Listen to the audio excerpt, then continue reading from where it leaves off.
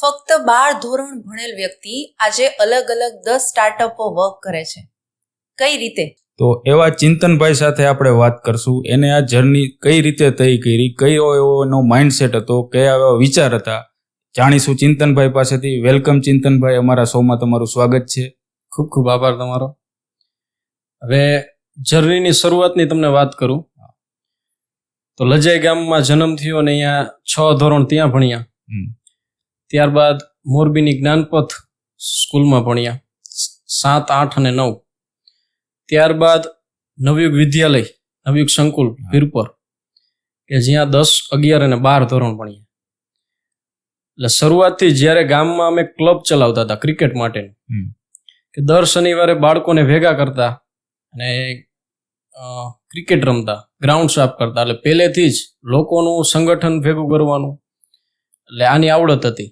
ત્યારે તમે લીડરશિપ કરતા? હા, લીડરશિપનો ગુણ ત્યારે જ ટૂંકમાં વિકસ્યો. ત્યારબાદ અમે જે સ્કૂલે આવ્યા આપણે જ્ઞાનપથમાં, ત્યાં અમને મોનિટર બનાવ્યું હતું. પ્રાર્થના સભાનો મોનિટર, બસનો મોનિટર, ક્લાસનો મોનિટર. એટલે ત્યારે અમારે એક નિબંધ સ્પર્ધા આવતી, કે નિબંધ સ્પર્ધામાં પૂછાડું હતું કે એવો શું શું બદલાવ કરીએ સમાજમાં તો જેનાથી લોકોને ફાયદો થાય ને આપણો સમાજ આગળ આવે. ત્યારે મેં નિબંધમાં લખ્યું હતું કે આવા વસ્તુ કરીએ તો આ વસ્તુ થાય. ત્યારબાદ આખો જે ચેન્જ આવ્યો એ નવયુગમાં, કે જ્યારે અમે 10મું ધોરણ નવયુગમાં ભણવા ગયા અને ત્યારે 10મા ધોરણમાં 91% આવ્યા. એટલે હવે નક્કી કરવાનું થયું કે બી ગ્રુપ રાખવું કે એ ગ્રુપ રાખવું.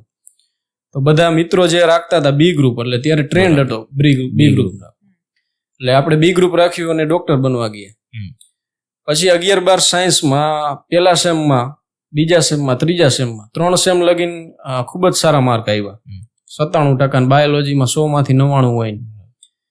અને ત્રીજા સેમમાં તો ગુજરાતમાં 9મો નંબર હતો.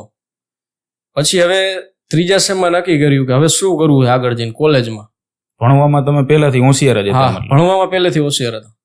ભણવામાં નહીં, કોઈ પણ કામ, જે કામ તમે કયો ને એમાં રસ હોય ને એટલે એ કામ હું 100% કરી લઉં. બાકી મારી યાદશક્તિ એટલી બધી નથી.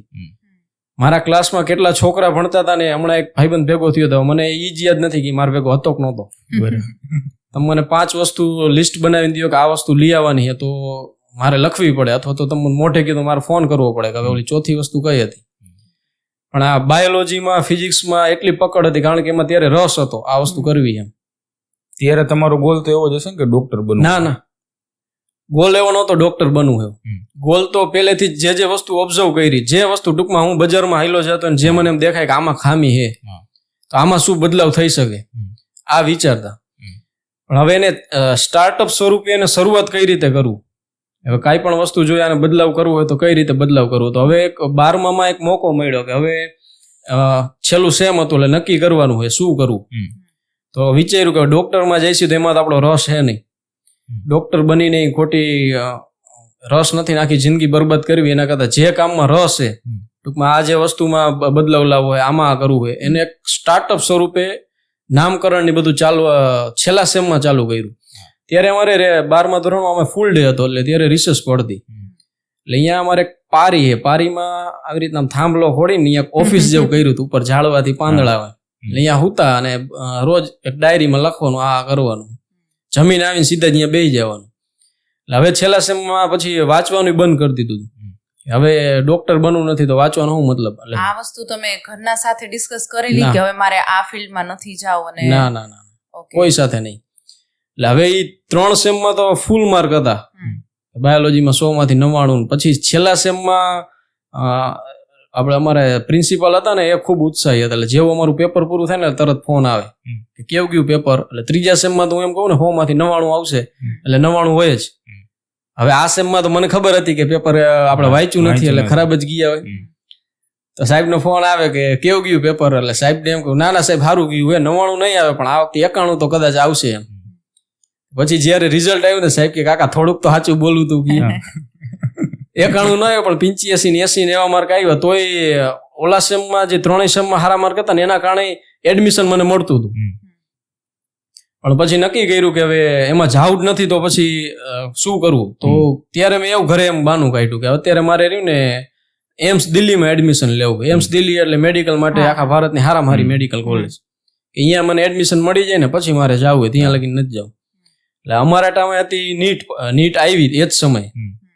એટલે હવે અમે ભણેલા ગુજરાતી મીડિયમમાં નીટ દેવાની થાય ઇંગ્લિશ મીડિયમમાં. ગુજરાતીમાં પછી ઓપ્શન આવી ગયો પણ મેં અત્યારેથી તૈયારી ચાલુ ઇંગ્લિશ મીડિયમની કરી દીધી. હવે હું એક રસ્તો કાઢતો હતો કે આ સ્ટાર્ટઅપ કઈ રીતે ચાલુ કરવું અને કઈ રીતે આ નીટની એક્ઝામ બે હલાવવી પેરેલલ. કારણ કે હવે 12મું ધોરણ નીકળ્યા હોય ને તમારા પાસે એટલા રિસોર્સ હોય નહીં કે તમે સીધા એપ ચાલુ કરી દો અને વેબસાઇટ કરી નાખો. ત્યારે હું રિસર્ચ ને બધું કરતો. અમદાવાદની 2-3 ફર્મને કોલ કરતો કે એપ બનાવવું હોય તો કેટલો ખર્ચો થાય ને બધું.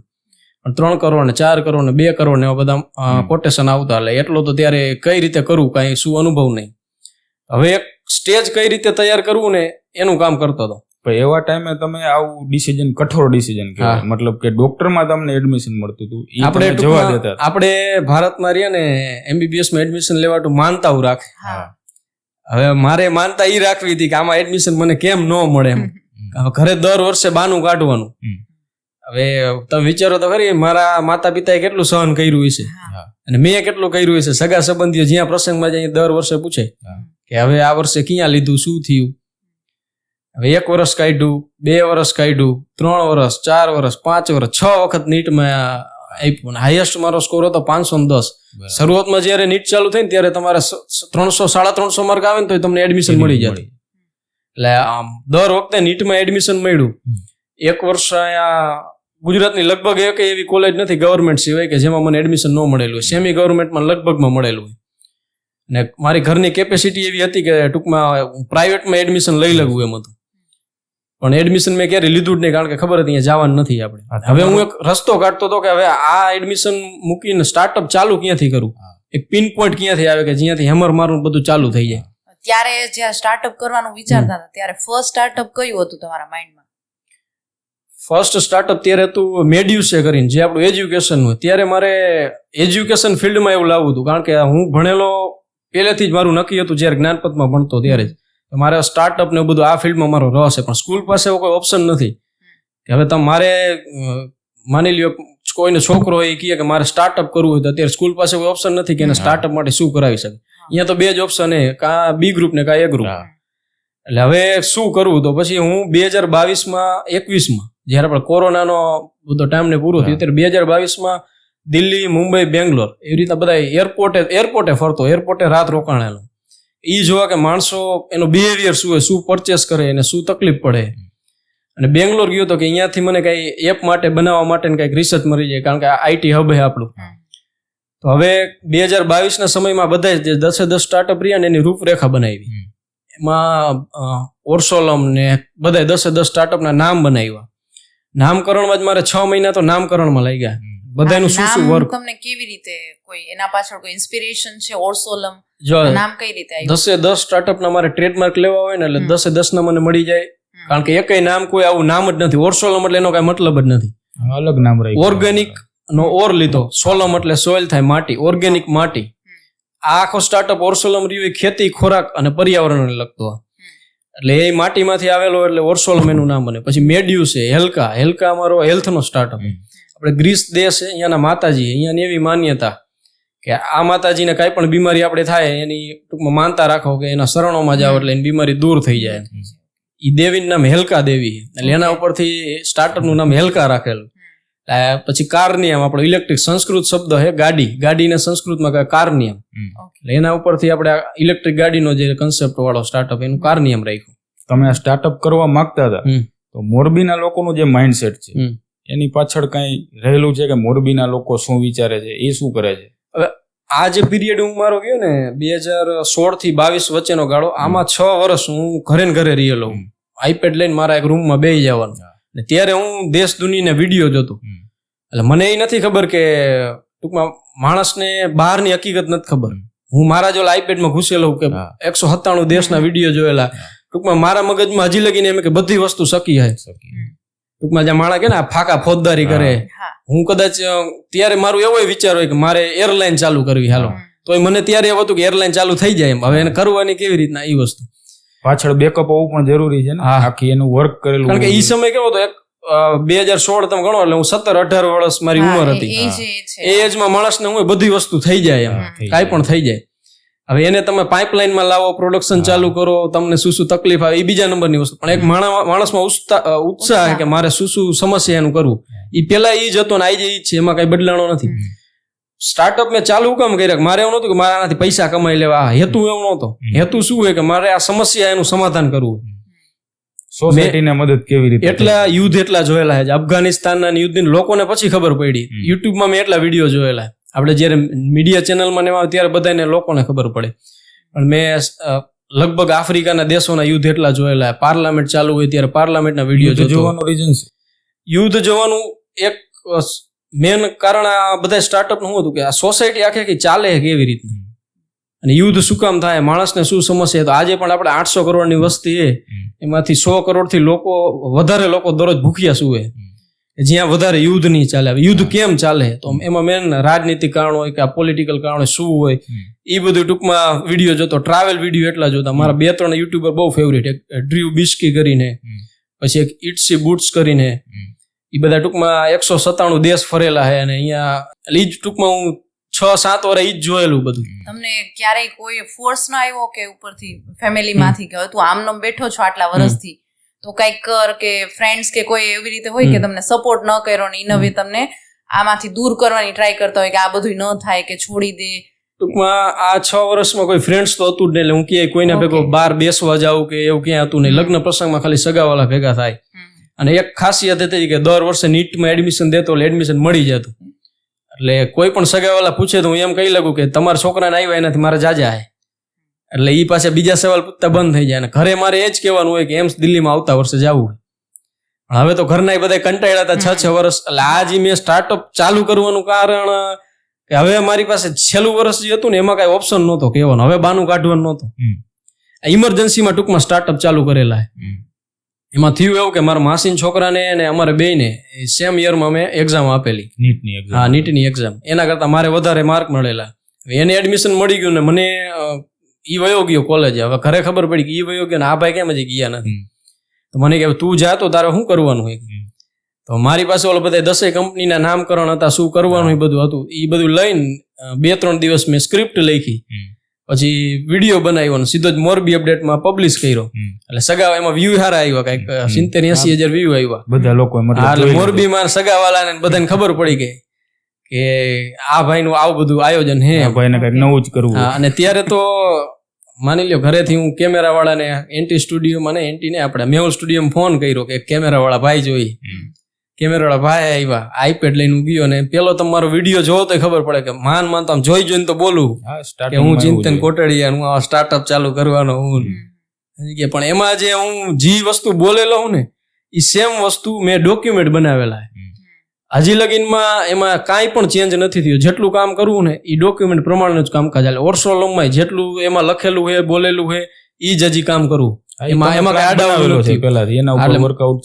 માણસને એવું લાગે કે આટલું કરતા હોય ને કે આ સવારે ઉઠીને સપનું જોઈને બપોરે એને આમ કરવું હોય તો આમ કરી નાખે, સેક્સ લઈ જવું કામ. પણ એવું નથી. એટલે ડોક્યુમેન્ટમાં જે લખેલું હોય કઈ રીતે કરવાનું એ જ હું કરું. પણ આમાં કેવું થાય, એક 10 સ્ટાર્ટઅપ ને એટલે કાલ ઓનો વિડીયો આવતો હોય, પરમદી ઓનો આવતો એટલે માણસને ખીચડો થઈ જાય. સામે વાળા માણસને ખબર જ નથી કે આ ભાઈ શું કરવા માંગે. પણ મને ખબર છે હું શું કરી રહ્યું, આટલા વર્ષથી મેં હું પ્રિપેરેશન કરી છે ને હવે આ કેવી રીતના થાય છે. હવે તકલીફ અહીંયા પડી કે 2023 વિડીયો બનાવી નાખ્યો, હાલો કે હું આવી રીતના કરવાનું. હવે કરવું કેવી રીતના? જનરલી એના માટે હિંમત જોઈએ, કેમ કે આપણે એવું વિચારી કે પછી મારાથી નહીં થાય તો લોકોનો શું રિસ્પોન્સ હશે, લોકો વિચારશે કે આ ખાલી બોલે છે, કરતા નથી. ટૂંકમાં હું કહું ને તો મારામાં ઈ નામની બીક જ નથી કે માણસ મને હું કહીશ. હા, એ બેસ્ટ ક્વોલિટી છે. હું તમને અત્યારે એમ કહી જાઉં કે હું કાલ એરલાઇન મોટી કરવાનો હું, તો 10 માણસ આવીને મને એમ કહી શકે ભાઈ તું આ ફાકા મારસ કઈ કર્યું નથી. મને ઈ બીક નથી. મને ખબર હે હું શું કરવાનો, હું શું મારામાં તાકાત. હું કદાચ નહીં કરી લઉં તો નિષ્ફળ થઈ ગયો. હાલો 70-80 વર્ષની જીવન હે. હવે 80 વર્ષમાં અત્યારે જેટલું હું કરીને ગયો હું ને, ટૂંકમાં જેટલું હાસિલ કર્યું હે મેં એટલું ઇનફ હે. ટૂંકમાં મારે અત્યારે કાલ હું મારી ઉંમર પૂરી થઈ જાય ને તો એ સંતોષ છે કે હું ઘણું કરીને ગયો એમ. તોય 10 સ્ટાર્ટઅપ ને આવી રીતના પ્રેઝન્ટ કરવા ને આટલું કરી નાખ્યું. અત્યારે અમારી આ ઓર્સોલમની વેલ્યુએશન 15 કરોડ રૂપિયા. કદાચ હું ડોક્ટર બન્યો હોત 15 કરોડ લેખે મેં ભાગ વેચેલો હોય અત્યારે. અને જયારે વેચ્યું ને ત્યારે એકેય પ્રોડક્ટ અમે લોન્ચ નહોતી કરી. 0 ટર્નઓવર હતું. અત્યારે તો ટર્નઓવર છેલ્લા 3 મહિનાનું 70 લાખનું ટર્નઓવર. અને એ વિથ જીએસટી. સરકારને જેટલું અમે કમાણા નથી ને જાજો અત્યારે અમે સરકારને ટેક્સ જીએસટી સ્વરૂપે આપી દીધો. ને એ ક્યારે જ્યારે અમારું એક એપ લાઈવ નથી, અમારે હજી અમે ટૂંકમાં લોન્ચિંગ ફેઝમાં છીએ. હજી અમે કઈ એપ ચાલુ, અમારું કાર્યક્રમ ચાલુ ક્યારે થાય છે? જ્યારે અમે એપ લોન્ચ કરી દઈએ, અમારા પ્રોડક્ટ બધા આવી જાય ત્યારે. તે પહેલા અમે રેવન્યુ કરવા માંડ્યા. અત્યારે શાર્ક ટેન્કમાં જવું હોય ને તો મારો પોર્ટફોલિયો એટલો સ્ટ્રોંગ છે કે મને અહીંયા ફંડિંગ મળી જાય. હું કદાચ ડોક્ટર બન્યો હોત ને તો મારું આખા જીવનમાં એટલું હાસિલ ન કરી લેગું તમે એક જ ફિલ્ડમાં રહી જાત. હા, અત્યારે હું સ્ટ્રગલ જ કરું ટૂંકમાં લ્યો ને. સ્ટ્રગલ ફેઝમાં હું એ ફેઝે પહોંચી ગયો હું કે જે હું ડોક્ટર બનીને મારો ડોક્ટર મોરબીનો બન્યો હોત ને કે મારું નામ હે આવા ડોક્ટર મોરબીમાં નથી હોય તો આટલું મને અત્યારે ન મળ્યું હોત. જે ગામમાં જાઉં, જે જગ્યાએ જાઉં અહીંયા માણસો ઓળખે, જે જિલ્લામાં જાઉં અહીંયા ઓળખે, તો મારા માટે તો ઘણું આવી ગયું એમ.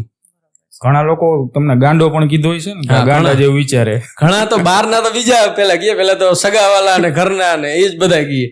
કારણ કે વિચારો ને હવે આવી વસ્તુ કરવી એટલે 10 સ્ટાર્ટઅપ કરવા, અને એ શું પણ કયા સ્ટાર્ટઅપ નું શું એ વસ્તુ ક્યાંથી કરવાનું, આપણી પાસે નથી એવા કઈ સંસાધનો. મોરબીમાં આ જે ટૂંકમાં એપ વાળા સ્ટાર્ટઅપ ની કરવાની અઘરા, હવે થોડોક ટ્રેન્ડ બન્યો હોય.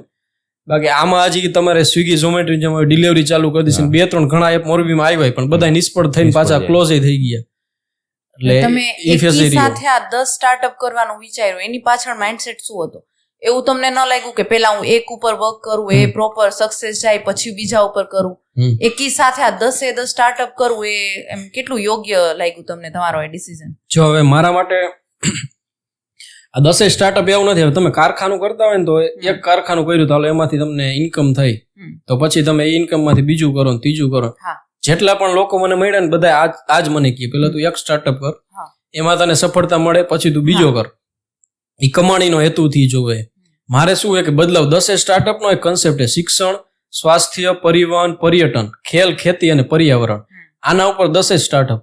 આ 10 પરિબળ ભેગા થાય ને ત્યારે હું જે કરવા માંગુ ને કે સામાન્ય માણસનું જીવન સુધારવું. એક સિમ્પલ કન્સેપ્ટ તમને સમજાવું ને તો મોરબીનો સિરામિકમાં જાતો એક છોકરો છે જેનો પગાર અત્યારે 25 થી 30 હજાર રૂપિયા છે.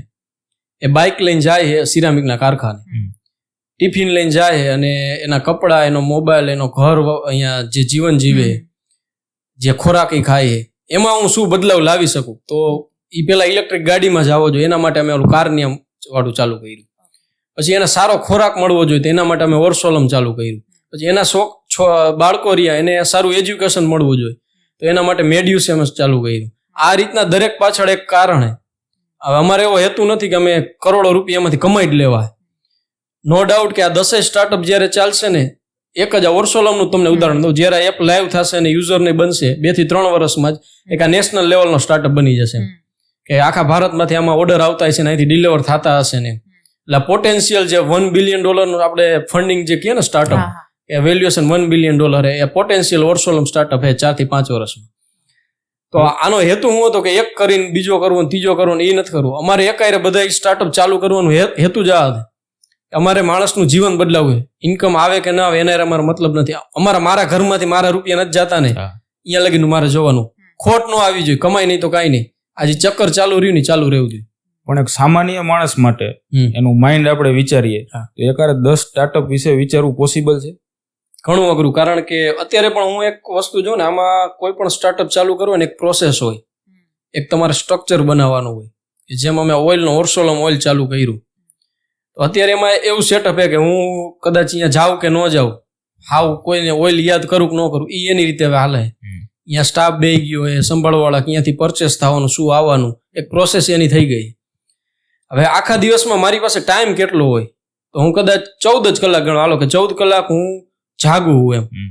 હવે 14 કલાકમાં આખા દિવસમાં મારે શું કરવાનું હોય? મારે કઈ ગધા મજૂરી કરવાની, મારે ડિસિઝન બનાવવાનું હોય, પ્રોડક્ટ લોન્ચ કરવાનું તો શું કરવાનું હોય અને પ્રોસેસ બનાવવાની હોય. તો મારી પાસે એટલો પૂરતો ટાઈમ છે કે હું 10 સ્ટાર્ટઅપ ચલાવી શકું એટ અ ટાઈમ.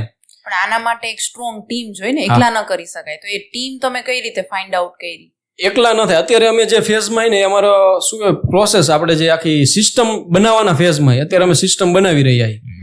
1 થી 2 વર્ષ આ અમારે સિસ્ટમ બનાવતા લાગશે. 10 સ્ટાર્ટઅપને રનિંગ કરવા માટે જે સ્ટાફ જોઈએ, પ્રોસેસ જોઈએ, ક્યાંથી શું આવશે એ જોઈએ. અત્યારે ઓલરેડી અમારા 2 એપ બની રહ્યા. 2 થી 3 મહિનામાં બે એપ લાઈવ થઈ જશે. ઓર્સોલમ 1 જ મહિનામાં લાઈવ થઈ જશે અને 2 થી 3 મહિના બાદ કાર્નિયમ ચાલુ થઈ જશે. એટલે આ 10 સ્ટાર્ટઅપ ક્યારે ચાલુ થઈ જાય તો વધીને 2 વર્ષમાં 10 એનો સેલ્ફ લાગી જશે. એના માટેનું કામ કરી. તમે અત્યાર સુધીમાં કેટલાક રોપા વાવ્યા? અત્યાર સુધીમાં મારા હસ્તકે મેં રોપા વાવેલા હોય ને 3 થી 4 હજાર રોપા.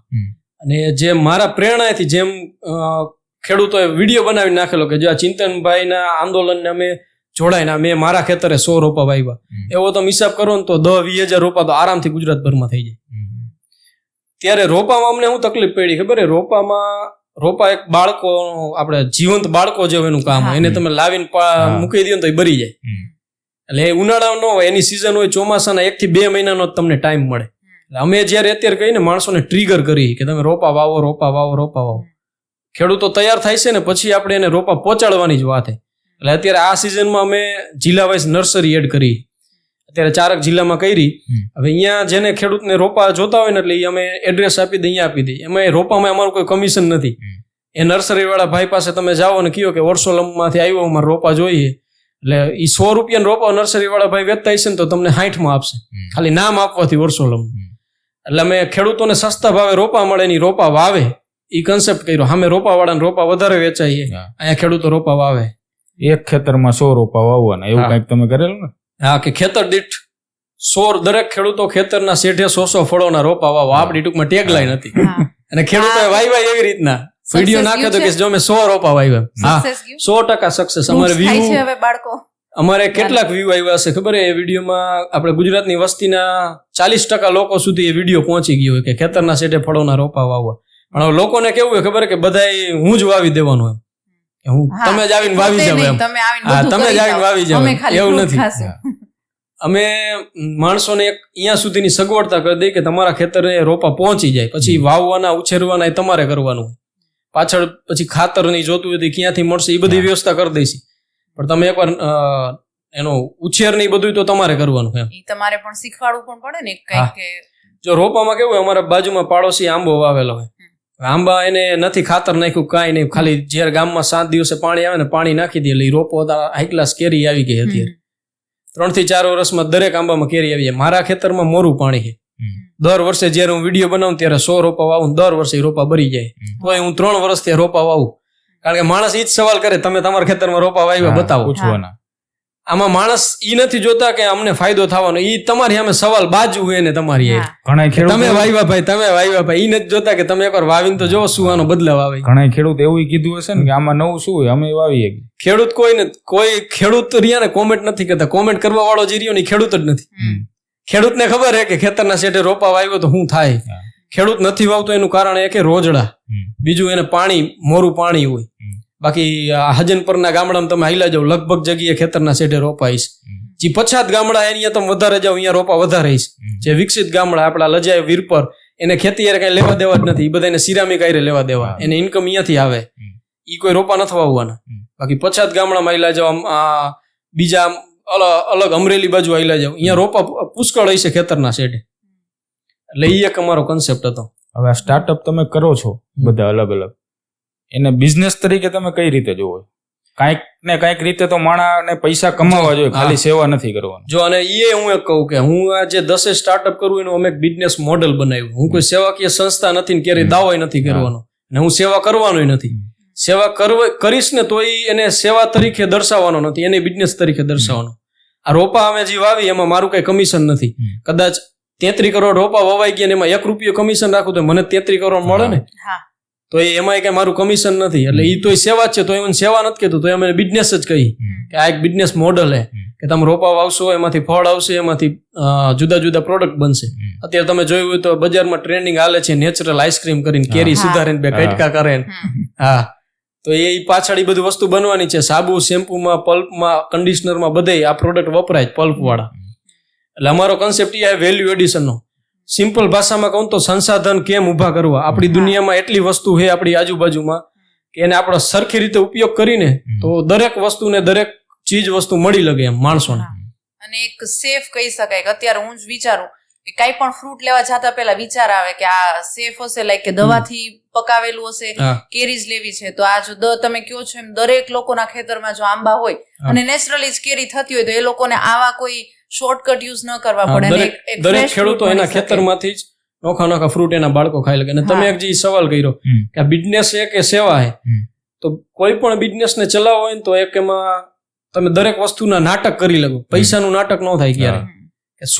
સેવાકીય સંસ્થા ગણી લ્યો, મંદિરે ગણી લ્યો, એને ક્યાંકથી તો પૈસા આવે, ત્યાં જ સામે વસ્તુ ખર્ચી લગે.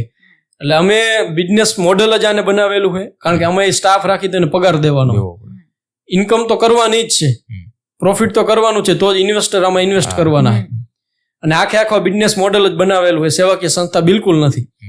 હવે આને આપણે કઈ રીતે ચલાવી, તો અમે દરેક પ્રોડક્ટ લોન્ચ કરીને એના પાછળ એક હેતુ છે અમારો, બદલાવનો હેતુ. કે આ તેલનો ડબ્બો અમે લોન્ચ કર્યો તો શું કામ લોન્ચ કર્યો, ઓર્સોલમ ઓઇલ શું કામ કર્યું, તો અમે ઓર્સોલમ FMCG કરીને એક બ્રાન્ડ બનાવી છે, જેમાં અમારે 700 થી વધારે ફૂડના પ્રોડક્ટ લોન્ચ કરવા છે.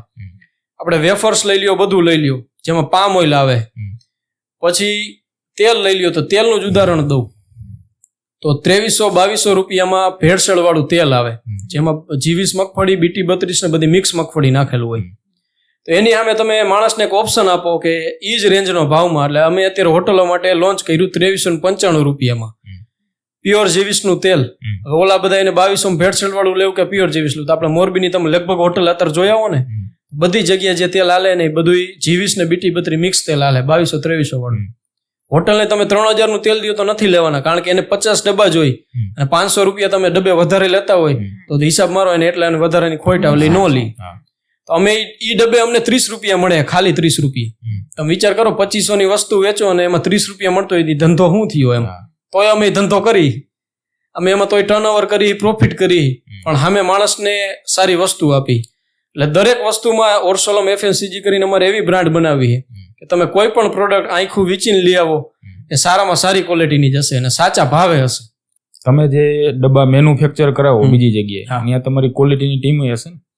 દરેક જગ્યાએ જો હવે ટાટા લઈ લ્યો, કોઈ પણ બ્રાન્ડ લઈ લ્યો, 100% કોઈ પણ બધાના ઇનહાઉસ પ્લાન્ટ ન હોય, બધા જોબ વર્ક જુદા જુદા પાસે કરાવતા. અમે તો 100% જેટલા 700 પ્રોડક્ટ રહ્યા ને 100% અમે જોબ વર્ક જ કરવાના, ક્યારેય અમારો પ્લાન્ટ અમે નથી નાખવાના. હવે એની અશ્યોરન્સ કઈ રીતે કે તમે સારામાં સારી ક્વોલિટીની તમારી પ્રોડક્ટ મળે. તો મોરબીમાં અત્યારે અમારી પાસે 2 ઓઇલ મિલ છે, જેની પાસેથી અમે જોબ વર્ક કરાવીએ છીએ. હવે ઈ બે ઓઇલ મિલ 100% G20 નું તેલ કાઢે અને એની બ્રાન્ડ થી તેલ વેચે જ છે. એ સિઝનમાં 2800-3000 માં એની બ્રાન્ડ નું તેલ વેચે અને એની પાસેથી મિની ઘાણાવાળા લઈ જાય. મિની ઘાણાવાળા વરી 2500 માં એની પાસે તેલ લઈ જાય ને વરી એના સગાવાલાને 3000 માં વેચે. એટલે આપણે મોરબીમાં ટ્રેન્ડ હોય, તમને ખબર હોય તો કઈ છે મારા મામા અહીંયાથી તેલ આવવાનું, કાકા અહીંયાથી આવવાનું. હવે કાકાને પૂછજો એનું મિની ઘાણાનું ક્યાંનું હોય, એને તૂટો આવે ને ત્યારે આમ મોટા ઓઇલ મિલ વાળા પાસેથી તેલ લઈ જાય. હવે મોટા ઓઇલ મિલ પાસે ખાસિયત શું હોય, એને કુલિંગની સિસ્ટમ આખી હોય, તેલને તમારે કુલિંગ કરવું પડે. એની 150 મીટરની 150 ફૂટની કુલિંગની પાઇપલાઇન હોય, એના ફિલ્ટર રેગ્યુલર બદલતા હોય. પછી આ જે મિની ગાણા હોય એના ફિલ્ટર સિઝને બદલતા હોય. અમે જે તેલ કાઢીને એ મિની ગાણાને બધા કરતા સારામાં સારું તેલ એમ. એટલે હવે એની પાસેથી જોબ વર્ક કરાવી. એટલે ક્વોલિટીમાં અમે 100% અશ્યોરન્સ કે જ્યારે અહીંયા ભરાય, એનું સેમ્પલ થાય, રિપોર્ટ થાય, પછી તેલ બજારમાં આવે. એટલે અમને ખબર જ હોય કે અમે શું આપી, એમાં ક્યારેય બાંધછોડ ન થાય. આ કાર્નિયમની તમે જે વાત કરી, એવી એક મેં વેબ સિરીઝ જોયેલી સુપર પંપ, જે આખી ઉબરની સ્ટોરી છે. એમાં મેં જોઈ, એમાં ઘણી બધી તકલીફો આવે. એ એક સ્ટાર્ટઅપમાં જેટલી તકલીફો આવે તમે 10 લઈને બેઠા છો. અત્યારે તમે ગણો ને, આ મારો સ્ટાર્ટઅપ ચાલુ કરીને 2 વર્ષ ગણો, 2 વર્ષમાં જેટલી તકલીફો આવેલી છે. પેલી જ હું તમને કહું ને કે જયારે મેં ચાલુ કર્યું તરત જ આવી રીતના તો હું ગણું તો 10 વાર અત્યારે મારા સ્ટાર્ટઅપ બંધ થઈ ગયા હોય. જો હું હિંમત હારી જાઉં તો 10 વાર. હવે આ તકલીફ આવે ને, ઓલી તકલીફ આવે ને, પ્રાઇસની તકલીફ આવે ને, પ્રોડક્ટની તકલીફ આવે, માણસ સમજે નહીં. અત્યારે તો મેન વસ્તુ તો અમારી પાસે જે સમસ્યા રહી ને, માણસને સમજાવવાના છે કે અમે ચીટરિયા, ફ્રોડરિયા, સ્કેમરિયા નથી. અમે એક સિસ્ટમ બનાવી, એપ બનાવ્યું છે. જ્યારે માણસ ક્યારે સમજે, તમે એપ લાઈવ કરો, એનો યુઝ કરે, એનો ફાયદો થાય ને ત્યારે સમજે.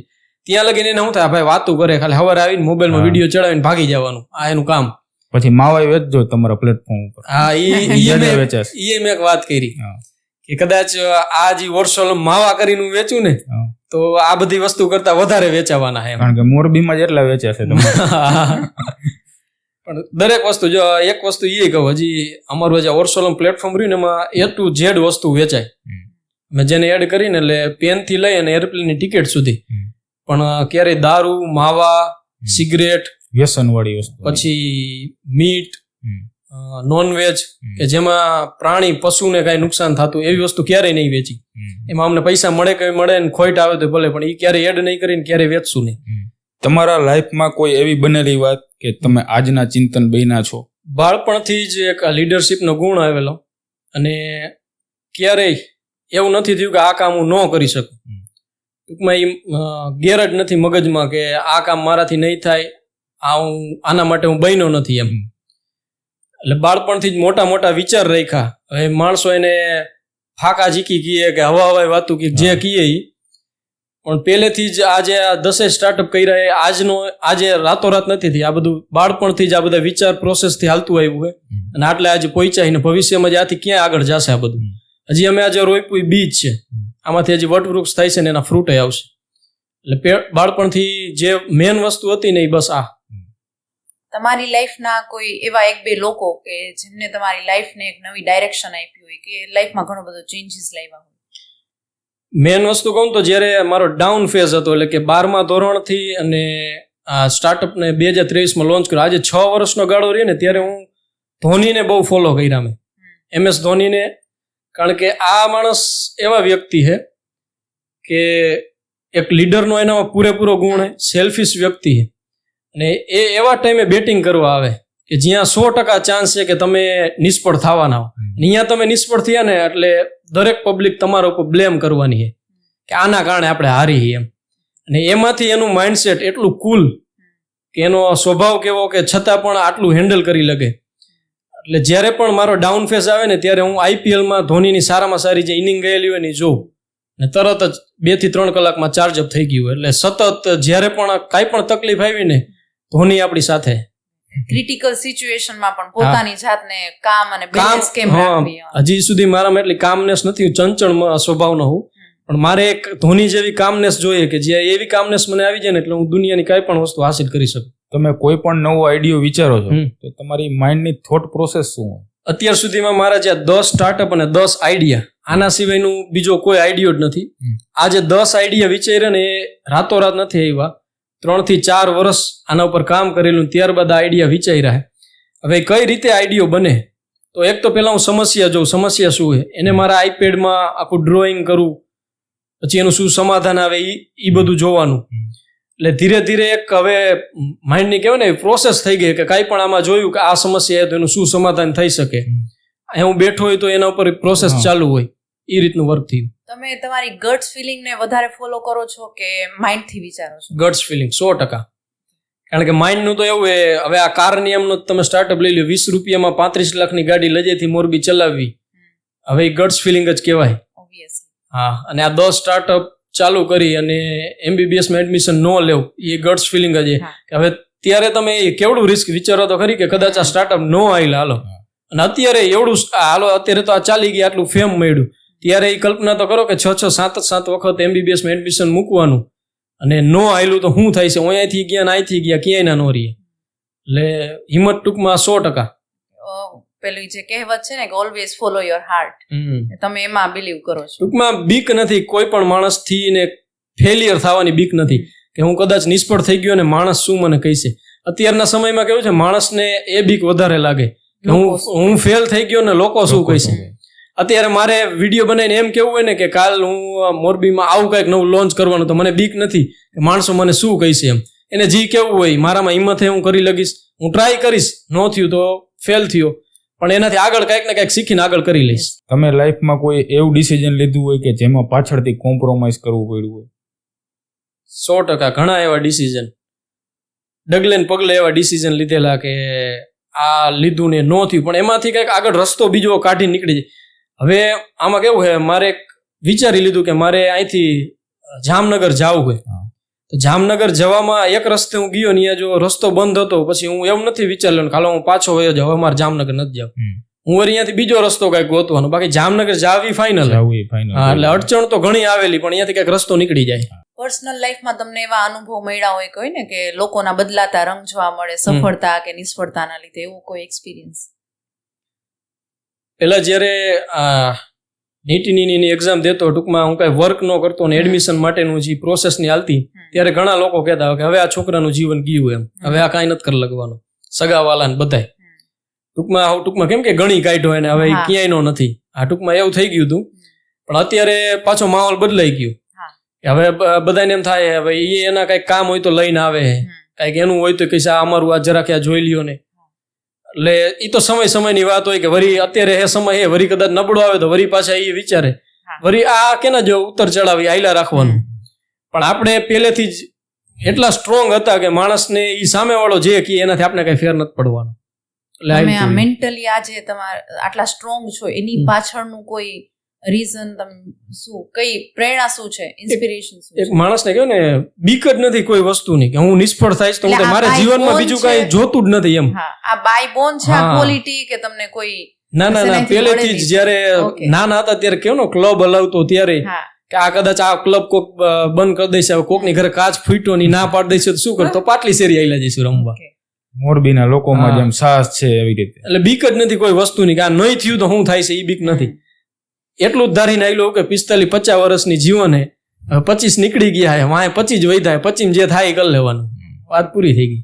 તમારા અંદર કોઈ એવી ખામી કે જે તમને એવું લાગે કે આના ઉપર મારે વર્ક કરવાની જરૂર છે? એકદમ ચંચળ સ્વભાવ હે મારો અને ખૂબ તીખો. અને માણસ કહેવાય ને કોક કદાચ પેલા શરૂઆતમાં બહુ થતું ખરાબ કોમેન્ટ મારામાં કરી દે તો એમ થાય આ મને કેમ આમ કીધું, આનો તો હું વારો ચડાવી દઉં એમ. પણ હવે ધીમે ધીમે કામ ડાઉન થતું જાય એટલે જેમ જેમ હું ઉપર ચડતો જાઉં એમ સ્વભાવ થોડો ઠંડો પડતો જાય.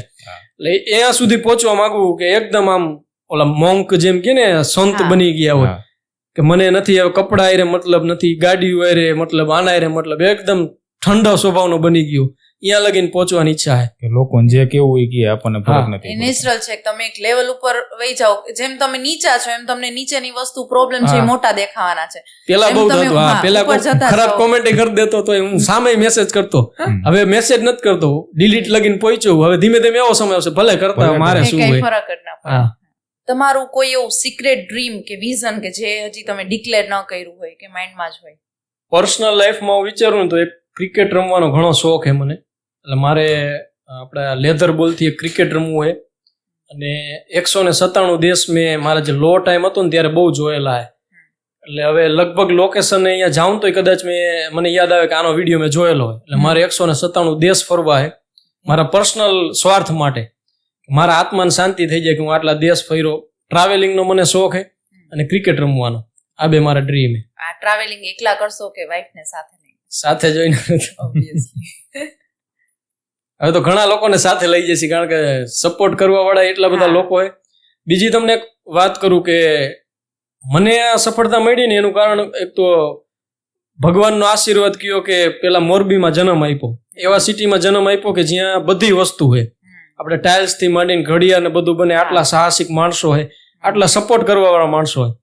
સપોર્ટ કદાચ હું મુંબઈ ગયો હોત ને આ સ્ટાર્ટઅપ અહીંયા ચાલુ કર્યો ને તો આટલો મને સપોર્ટ ન મળે જેટલો સપોર્ટ મોરબીમાં મળ્યો. જે લોકો મને ક્યારે ઓળખતા નથી, જોયા નથી, એ લોકોએ મને સપોર્ટ કરેલો કે તમે આવું કંઈક કામ કરતા હોય તો લ્યો આ અમે તમને આ ભાવની વસ્તુ આ ભાવે આપી દઈ, આ તમારે આ જરૂર હોય તો આ કરી દઈ, ઓલું કરી દઈ. એટલે આપણી એક મોરબીની તાસીર કહેવાય ને કે હવે ગાંડા કયો કે ભોળા કયો કે જે કયો એ પણ મોરબીના લોકો દયાળુ છે ટૂંકમાં, એમ સપોર્ટિવ માણસો. એટલે આ સિટીમાં ભગવાને જન્મ આપ્યો, આટલું કામ અહીંયા લગીને પહોંચી ગયું, ત્યાં લગીને આટલો સપોર્ટ આપ્યો. હવે અહીંથી કદાચ બહારના સિટીમાં જઈશ ને તો મોરબી ઘણું યાદ આવશે.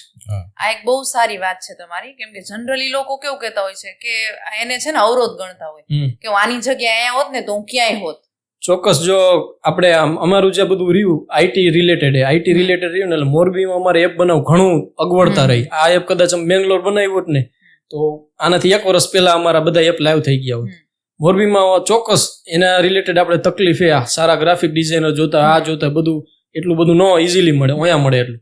પણ આના આપણા જે સપોર્ટિવ માણસો ને જે કામ કરી દેવું, હાલો ભાઈ એને જેવું આવડ્યું એવું કરી દીધું, એ કરી દેવા વાળાની જે લાગણી રહી ને એ દિલથી. અહીંયા આપણે તમે 1 કલાક કામ કર્યું તો 1 કલાકનો ચાર્જ આ થશે. અહીંયા એ નથી, અહીંયા હવે 100 કલાક કામ કર્યું હોય તો કે આપણે દેવું હોય તો દઈ જાય, ન દેવું પ્રોફેશનલ લેવલ ઉપર જ હા એ વિચારતા હોય વધારે. બહાર લોકો. એટલે અમને જે શરૂઆતમાં સ્ટાર્ટઅપ ને શું જોતું, એ સ્ટાર્ટઅપ ફાફા મારતું હોય, કોક મારો હાથ કોણ પકડે. તો મોરબીમાં મને ચારે બાજુ બધા હાથ પકડવા વાળા જ મળ્યા. કદાચ હું મુંબઈ બેંગ્લોર ગયો ને તો મને હાથ પકડવા વાળા ન મળે, ત્યાં બધા પ્રોફેશનલ મળે. મોરબીના લોકો સાહસમાં સપોર્ટ પણ કરે છે. સપોર્ટ ઘણો મોરબી. દરેક જે જગ્યાએ ગયો, જે વસ્તુ જોતી હોય એને ખબર પડતી હોય કે ન પડતી હોય અમુક તો જયારે અમે એડ કરવા ટાણે ફોન કરતો ને કે આ ભાઈ તમને એડ કરી કરો ને એડ ભાઈ અમને કઈ એમાં ખબર નથી પડતી સારું કરજો એમ કરીને એડ કરી દી. સપોર્ટ ઘણો મોરબીનો. આ તમે જે 10 સ્ટાર્ટઅપ કર્યા એમાંથી એક જ સ્ટાર્ટઅપ રાખવું હોય તો કયું રાખો તમે?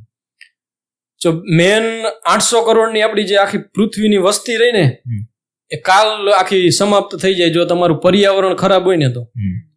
એટલે મેન અમારા સ્ટાર્ટઅપ ને જો જીવાડવું હોય ને તો ઓર્સોલમ, ખેતી, ખોરાક અને પર્યાવરણ. 800 કરોડમાંથી 100 કરોડ લોકો દરરોજ ભૂખ્યા સૂવે છે. એ લોકોને ખોરાક પહોંચાડવો, કઈ રીતે પહોંચાડવો એના માટે અમે આ ફળોના રોપા ખેતરના સેટે વાવો, એગ્રીકલ્ચરમાં કઈક એવું રિવોલ્યુશન લાવો કે જેનાથી ખેતી અને ખોરાક બને. આપણી પાસે સંસાધનો પૂરતા હે, જમીનો એટલી છે પણ તોય છતાં આટલા લોકો ભૂખ્યા કેમ સૂવે? તો એના હેતુથી આપણે ઓર્સોલમ બનાવેલો. માણસ એમ વિચારે કે અત્યારે હું આ મોરબીમાં નાની જગ્યાએ બેઠો હું ને આખા દુનિયાનું વિચારું કે 197 દેશોને કેવી રીતના ખોરાક મળશે.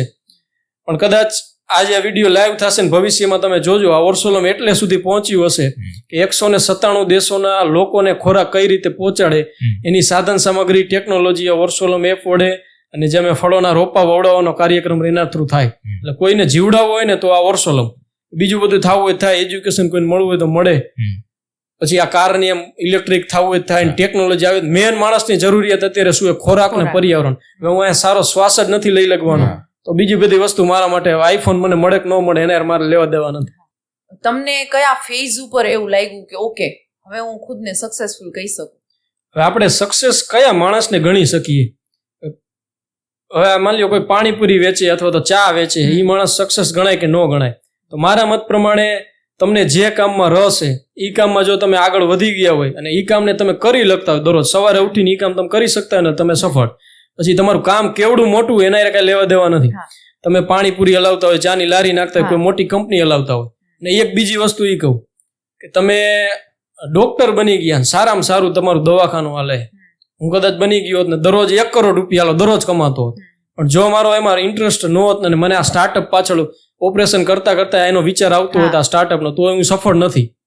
અત્યારે હું સ્ટાર્ટઅપમાં ઘૂસી ગયો, એ ચાલે કે ન ચાલે, કમાય કે નહીં કમાય, હું જ્યાં સુધી જીવું ત્યાં સુધી જો કરી શકતો હોય ને તો હું સફળ છું. મીન્સ કે કહી શકાય ને કે તમે ખુશ છો તમારા કામથી. તમે તમારા કામથી ખુશ હોય ને એટલે તમે સફળ. તમારા બધા સ્ટાર્ટઅપ બંધ થઈ જાય, આજે તમે 10 સ્ટાર્ટઅપ કર્યા છે તો તમે શું કરો? હવે 10 સ્ટાર્ટઅપમાં હે હું તો કે દરેકનો એક એક હેતુ હોય ને એક એક કામ કરવાનું. હવે એ 10માં લગભગ વસ્તુ આવી જ જાય, એકે એવી નથી કે એ ફિલ્ડમાં ન આવતી હોય. તો હવે 10 જો ફેલ થઈ જાય ને તો હું કઈ કરી જ ન શકું, તો મારું જીવન અહીંયાથી સમાપ્ત. એમ પછી ખેતી કરવાની, ખેતી ન થાય તો ખેતીનો સ્ટાર્ટઅપ ઓર્સોલમ. તમે એમ કહો ગાડી ચલાવશો તો ગાડીનો કાર નહીં અમે. એટલે કાંઈક ને કાંઈક જે પણ કામ તમે કહીશો ને મારા સ્ટાર્ટઅપમાં હે જ. એટલે મારું કામ ટૂંકમાં જ્યાં સુધી હું જીવું ને ત્યાં સુધી કાંઈક ને કાંઈક કરતો રહીશ ને એ મારો સ્ટાર્ટઅપ જ. એટલે ફેલ થવાની શક્યતા જ નથી. માણસને બીક ક્યારે લાગે કે હું ફેલ થઈશ? કોઈ એવડું મોટું એને કામકાજ કરેલું હોય ને એને વિચાર્યું લે કે હું જો આ નહીં કરી લગું તો આની પાછળ મારો આ બેકઅપ છે. મારી પાસે બેકઅપ જ નથી કાંઈ. આ ન કરી શક્યો 10 સ્ટાર્ટઅપ તો પૂરું, પછી પૂરું થઈ ગયું. માણસ 1 વાર ફેલ થાય, 2 વાર થાય, 10 વાર. તો હું તમને કહું ને કદાચ આજે આ 2 જ વર્ષમાં હું 10 વાર તો ફેલ થઈ ગયો. તો આપણી ઓડિયન્સ ઘણી તમારા વિડીયો જોતો હશે, એને પ્રેરણા મળી હશે તમારી પાસેથી કે સ્ટાર્ટઅપ કઈ રીતે કરવું, બિઝનેસ કઈ રીતે કરવું. એના માટે એક લાસ્ટ મેસેજ તમે આપો. હવે જે યંગસ્ટર્સ છે જે 12મા ધોરણ અથવા તો કોલેજમાં અત્યારે એક ટ્રેન્ડ ચાલ્યો છે સ્ટાર્ટઅપનો, આ શાર્ક ટેન્કના કારણે દરેક લોકોને નોકરી તો કરવી, ચાલો નોકરી કરતા જો એને સ્ટાર્ટઅપ એનો ચાલુ થઈ જાય ને તો એક કુલ ટૂંકમાં હું સ્ટાર્ટઅપ ફાઉન્ડર હું એમ કેવા થાય. તો હવે આ સ્ટાર્ટઅપ એટલો પણ સહેલો નથી કે કોઈ પણ વ્યક્તિ કરી શકે. તો સૌથી પહેલા તમારી પાસે એક સચોટ રીઝન હોવું જોઈએ કે તમારે સ્ટાર્ટઅપ ચાલુ શા માટે કરવો છે. હવે ચાલુ કરવો છે તો તમે ચાલુ એને કરશો ક્યાંથી? તમારી પાસે એટલા રિસોર્સિસ હોવા જોઈએ. અને એક વસ્તુ એ કહું કે પૈસા રહ્યું ને એ જીવન જરૂરી, કે સ્ટાર્ટઅપ શરૂ કરવા માટે પૈસા જરૂરી નથી. કદાચ તમારી પાસે અઢળક પૈસા હશે તો હું જે સ્ટાર્ટઅપ કર્યું એ ઓર્સોલમ કદાચ તમે નહીં કરી શકો. અત્યારે મોરબીમાં મારા કરતા સંપત્તિ વાળા હજારો લોકો હોય છે, એ ઓર્સોલમ ચલાવી દે લે કોઈ, એનાથી આઈડિયા જોઈએ. એની પાસે તમારું વિઝન હોવું જોઈએ. પૈસાને અને સ્ટાર્ટઅપને વિઝનને કંઈ જ લેવા દેવા નથી. તમારા વિઝન શું હે, તમે એની પાસે કેટલી કલાક કામ કરી શકો એની સાથે લેવા દે. એટલે જો કોઈ પણ બાળક કે વ્યક્તિ આવું સ્ટાર્ટઅપ પોતાને રિલેટેડ કંઈક કરવા માંગતો હોય તો તમે એક તમારો સચોટ વિઝન ગોતો, એના પાછળ ધીરે ધીરે લાગી જાવ, તમારે આપમેળે રસ્તા ખુલતા જાય છે. તો થેન્ક યુ ચિંતનભાઈ, તમે અમારા શોમાં આવ્યા, તમારો કિંમતી સમય અમને આપ્યો. ખૂબ ખૂબ આભાર તમારો પણ.